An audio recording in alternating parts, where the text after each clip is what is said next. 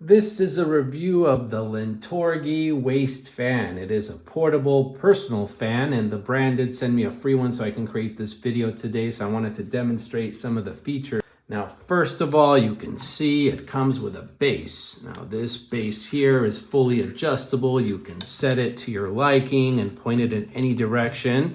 You can get creative with it as well, put it different ways. Now, if you don't want to use the included base, you can simply detach it.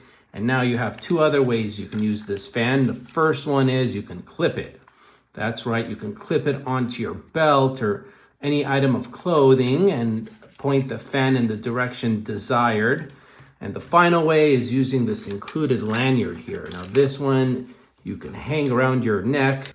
Now I want to demonstrate the different speeds that this fan has. Now, first of all, when you press here, you're going to notice that's the lightest, speed 1. Go faster, faster.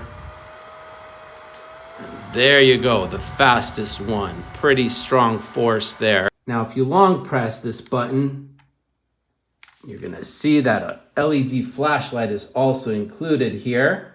And it does have an SOS mode. If you press it again, there you go. So if you take this walking or jogging or running, you also have a little flashlight and you'll stay nice and cool.